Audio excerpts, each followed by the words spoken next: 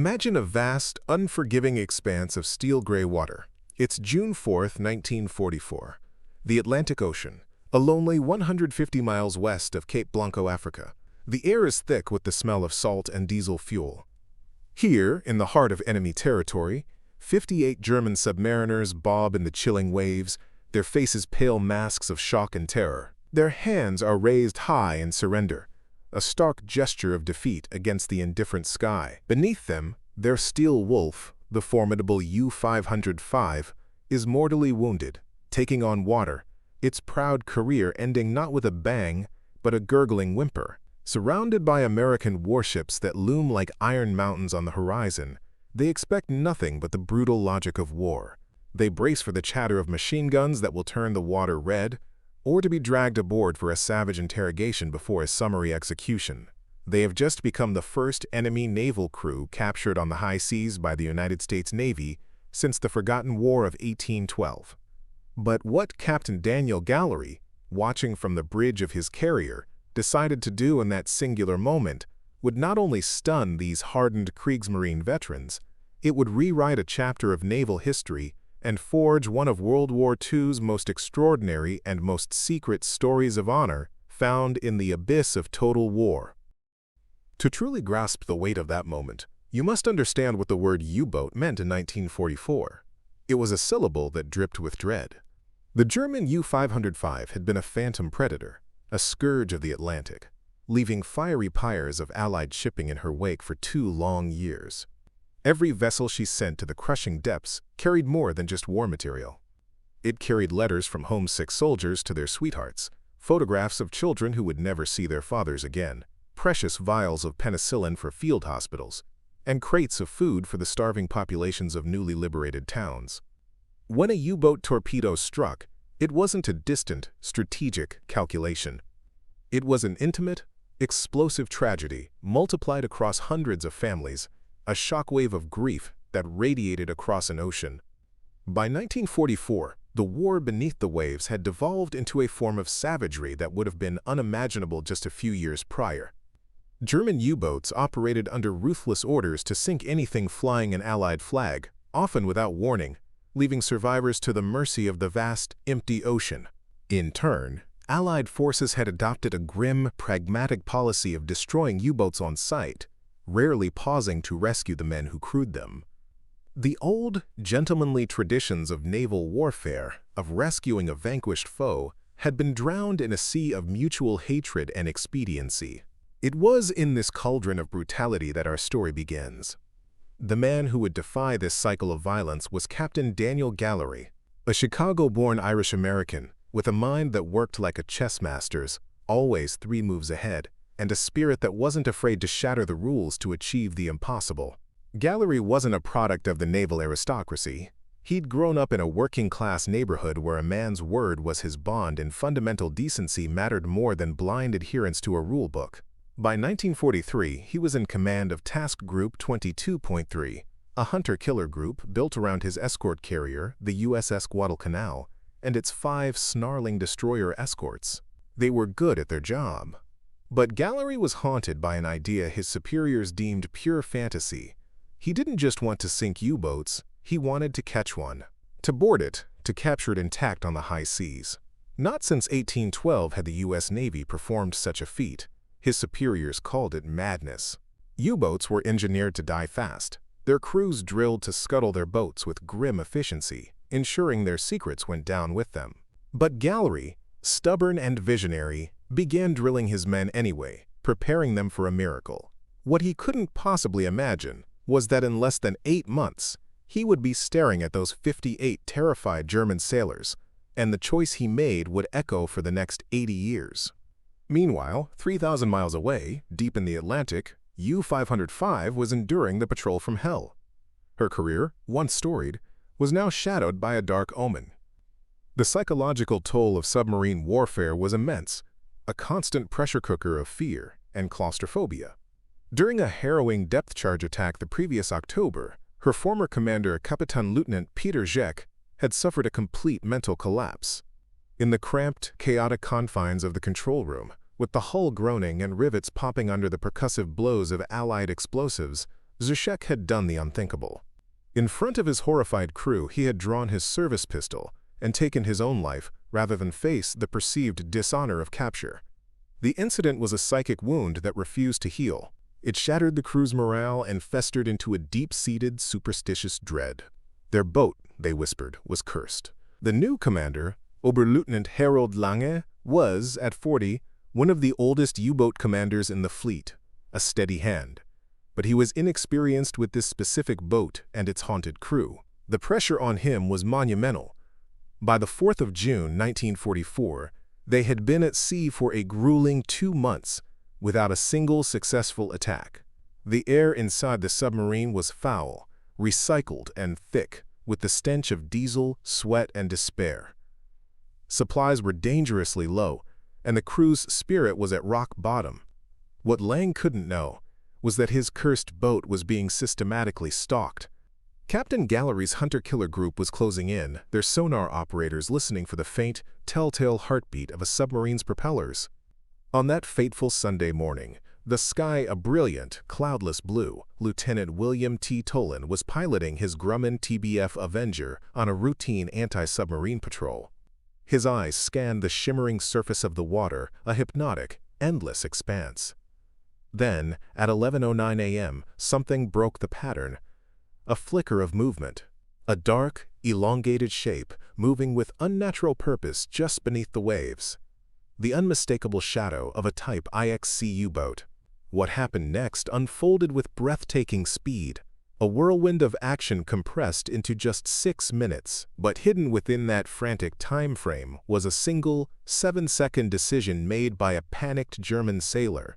A catastrophic error that, paradoxically, would save every single man involved, though no one would understand its significance until much later. Tolan's Avenger banked sharply, the sun glinting off its wings as it dove towards its prey. The depth charge attack caught U-505 completely, utterly by surprise. One moment, the submarine was cruising in the relative quiet of the deep. The next, the world became a cataclysm of sound and violence. The explosion was a physical blow, a giant's fist slamming into the hull. The boat bucked and shuddered, throwing men from their stations. Lights flickered and died, plunging sections into terrifying darkness. Alarms blared, a chaotic symphony of destruction. The blast had crippled the submarine's diving planes and shattered vital parts of its electrical system.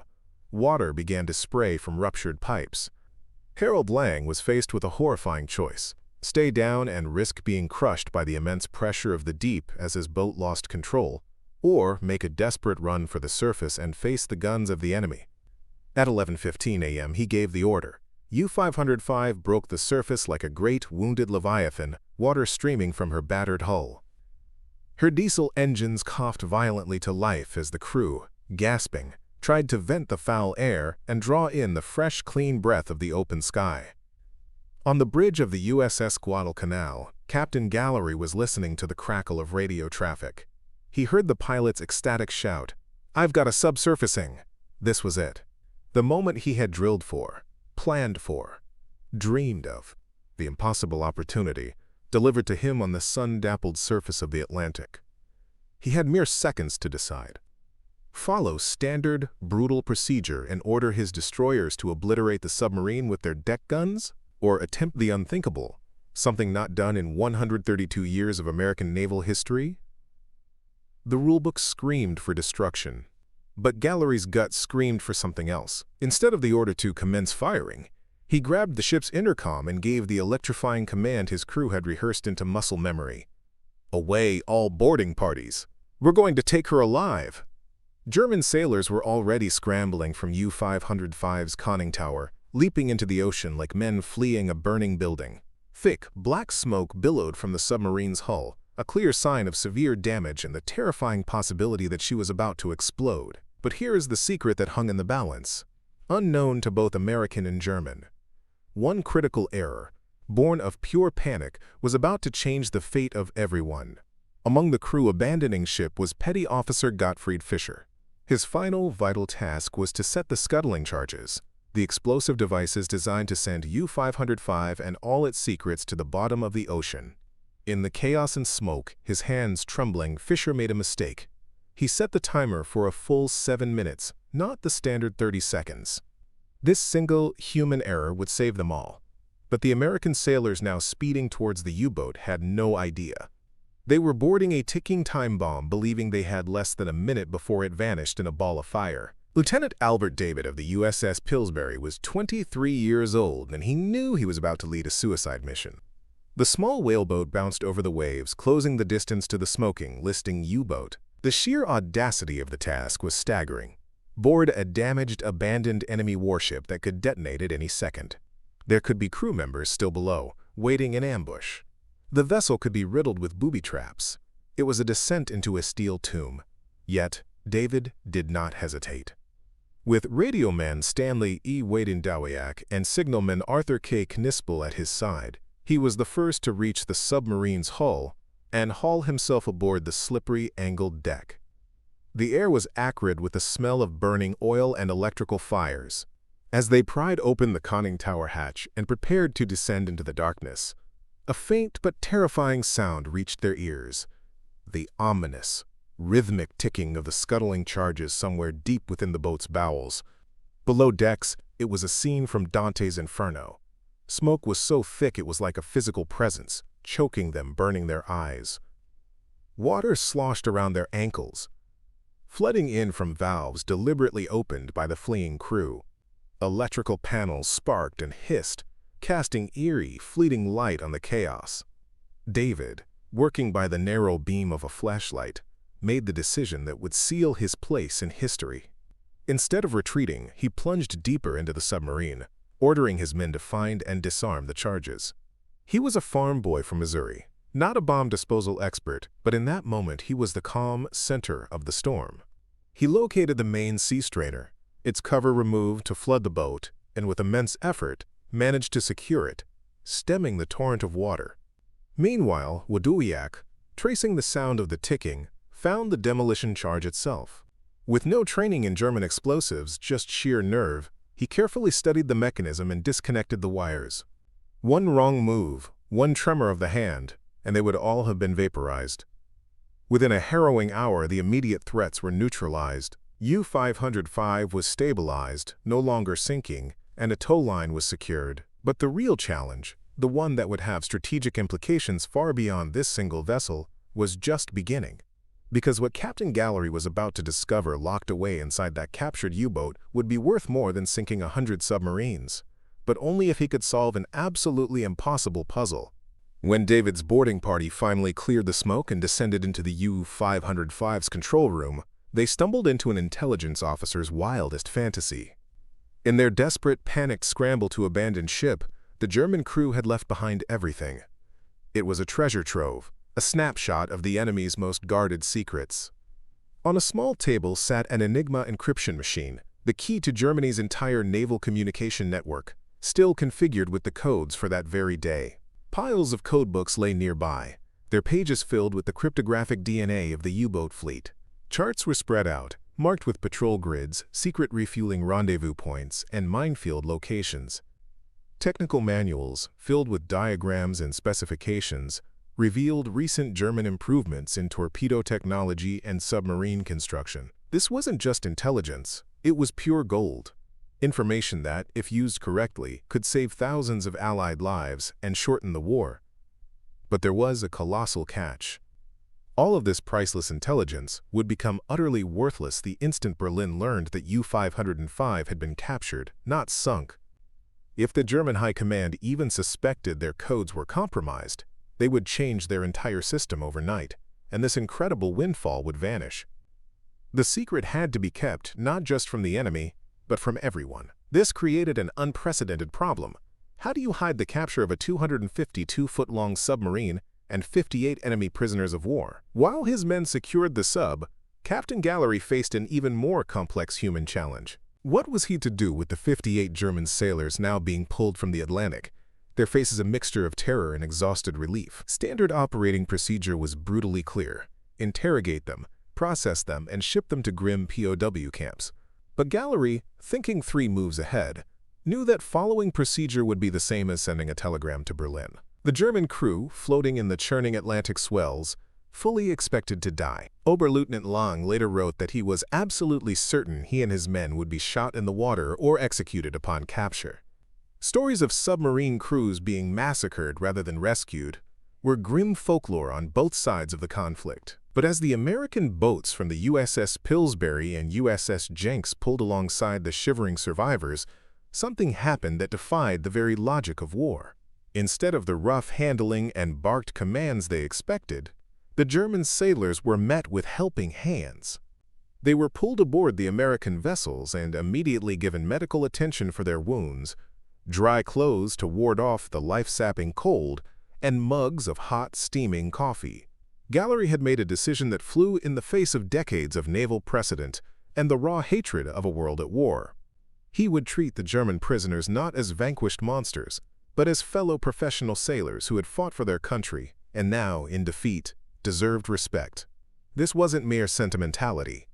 It was brilliant, calculated psychology. Well-treated, respected prisoners were far more likely to cooperate, less likely to attempt a desperate escape, and, most importantly, could be trusted to maintain the absolute secrecy this intelligence operation demanded. When Harold Lang was brought aboard the USS Guadalcanal, he steeled himself for harsh interrogation in a dark brig. Instead, he was escorted to an officer's quarters and treated with what he later described, with astonishment, as unbelievable and unexpected American courtesy. Captain Gallery met personally with Lang and his officers, explaining the situation with disarming frankness. Their submarine had been captured in a legitimate act of war. They were now prisoners, but they would be treated with full military honor. For reasons of critical intelligence, however, they would have to be kept completely isolated from other German prisoners. What Gallery didn't tell them was that this temporary isolation would last for the rest of the war. The real test wasn't capturing the U-boat, it was making it and its crew disappear. Gallery's solution was as audacious as the capture itself. Working in absolute secrecy with the highest levels of naval intelligence, he orchestrated a plan to transport the 58 German sailors to a specially prepared, isolated facility at Camp Ruston, Louisiana.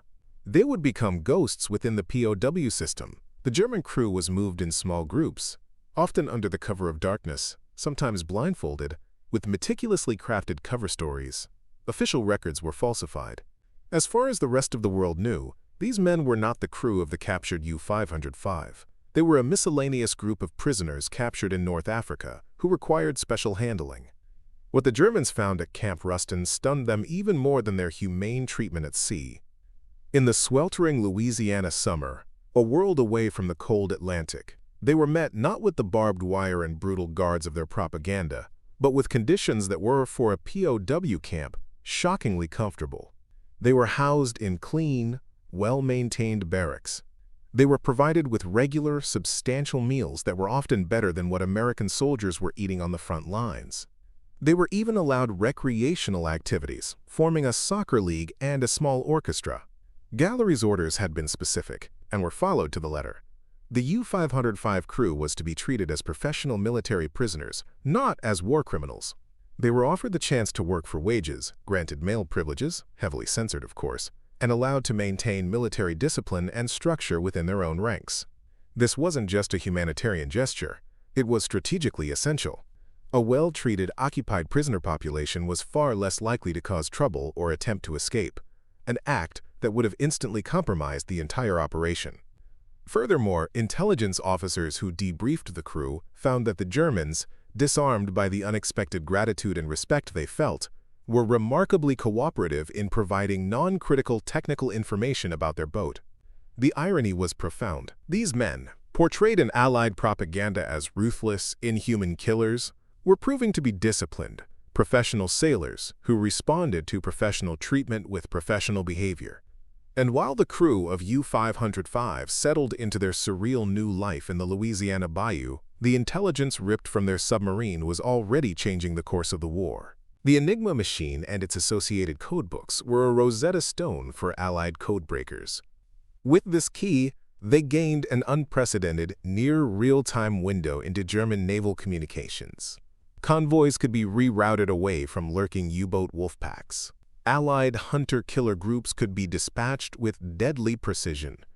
Hundreds of ships and thousands of sailors were saved. The technical intelligence from the captured manuals was immediately disseminated to Allied designers, helping them counteract German torpedo improvements and develop better anti-submarine tactics.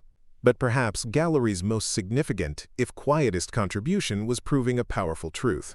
Treating an enemy with dignity was not a weakness but a strategic advantage. His unorthodox approach became a quiet model for intelligence and prisoner handling operations for the remainder of the war. Word of the U-505 method spread through intelligence circles.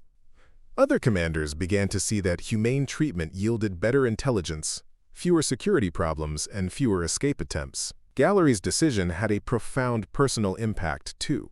American sailors who had participated in the capture spoke of it for the rest of their lives as the most meaningful and proudest moment of their naval service. Not because they had captured an enemy vessel, but because they had been given the chance to show mercy in the heart of a merciless war. For the German crew, the experience was utterly transformative. These were men who had been indoctrinated for years to see Americans as decadent, barbaric enemies. Instead, they discovered their captors were professional sailors, much like themselves, capable of both lethal military effectiveness and profound personal honor. The great secret of U-505's capture was kept with astonishing success throughout the war and for several years after. The German crew was finally released and repatriated to a shattered Germany in 1946. They returned to a country in ruins, a landscape of rubble and despair. Many of their fellow U-boat veterans had not been so fortunate. The German submarine service suffered one of the highest casualty rates of any military branch in history, with over 75% of its men killed in action. The stories the U-505 survivors told of their capture and detention were initially met with disbelief and even suspicion from other German veterans. But as the details were confirmed, the U-505 experience became a powerful, albeit quiet, legend, an example of how decency could persist between enemies. Captain Gallery had proved that even in humanity's darkest hour, individuals could choose dignity over brutality. Harold Long, the commander who had faced that June morning expecting a firing squad, lived until 2003. He spoke frequently and eloquently about the respect he received from his American captors, often saying that Captain Gallery's single decision had restored his faith that decency could, in fact, survive the crucible of total war. Think about that. These German sailors were prepared to die. Instead, they were given an experience that forced them to question everything they had been told. Their cooperation at Camp Ruston was a testament to how respectful treatment can transform the dynamic between enemies. Years later, Harold Long reflected that the dignified treatment made providing technical help feel not like betrayal, but like an honorable way to repay an honorable debt. And here is something truly remarkable. When the U-505 was eventually moved to become a museum exhibit in Chicago in 1954, German U-boat veterans who had since immigrated to America volunteered to help restore and preserve their former enemy.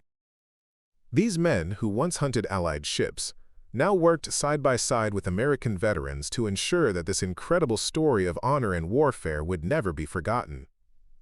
The capture of U-505 reminds us that the greatest generation wasn't just great because they won a war. They were great because of the choices they made and how they fought it. When Captain Daniel Gallery had every justification to follow the brutal precedents of submarine warfare, he chose instead to follow his conscience. He could have sunk U-505 and left her crew to the sea. He could have captured them and subjected them to the harshness military necessity and wartime hatred would have permitted. Instead, he chose a third path, a path that required more courage, more vision, and more faith in human decency than simply following orders ever could. Gallery's decision didn't just save 58 German lives or secure a priceless intelligence victory. It demonstrated that a victory won through honor is more lasting than one won through brutality. It proved that even in the abyss, individuals can make choices that illuminate our better angels. If your family has stories from that war, or any war, moments when honor triumphed over hatred, when enemies chose humanity over revenge, share them. These stories matter. They remind us that the capacity for decency is not owned by any one nation or generation. It lives wherever people have the courage to see their enemies not as monsters, but as fellow human beings. Thank you for listening. Please share your thoughts, like this video if you found it helpful, and subscribe for more.